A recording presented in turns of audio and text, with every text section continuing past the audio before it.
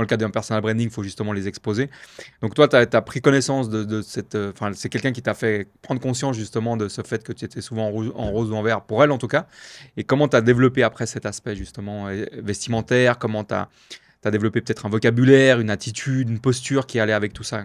Comment tu t'y es pris, quoi? Bah, après, on m'a souvent aussi dit: «Ah, tu toujours de bonne humeur, tu tout le temps rayonnante». Je suis toujours de bonne humeur, je vois la vie en rose. Ouais. Et en fait, je me suis dit: «La couleur rose, ça, correspond à, mon côté de bonne humeur, toujours joyeuse, toujours positive». Ok.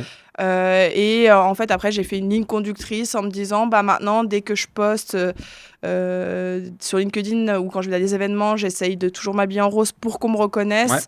Et pour en fait, c'est pas pour, on va dire, en faire trop, et qu'on pense que à la fille en rose, c'est ancrer les esprits. Donc en se disant: «Bah, ah, j'ai besoin de tel service. Ah bah, je pense à Delphine, la Ok. fille en rose». Qu'on associe le rose à tes services. Bah, donc ça passe par le fait de rentrer en contact, en communication avec les personnes, quoi. Donc, par contre, ça t'aide à briser un petit peu la glace du fait qu'on te reconnaisse en étant habillé de rose.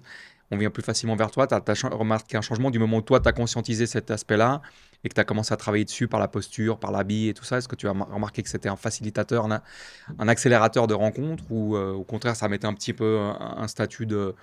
Tu vois, je veux dire, on te met sur un piédestal en se disant, ah bah c'est Adam en rose, on peut pas lui dire n'importe quoi. Qu'est-ce que tu as Non, pas constaté, du toi? tout, totalement, ça m'a totalement, ouvert des portes parce que les personnes pendant les réseaux, en général ou quand j'avais des événements, ils venaient me voir en me disant: «Ah, on se connaît pas, mais je t'ai vu, sur LinkedIn et puis je te vois en événement, tu es tout le temps en rose sur les photos de partout et c'est super ce que tu fais». Et donc après, bah, ça brise la glace et après on en vient à discuter de ce que chacun fait dans la Ouais, bien vie sûr.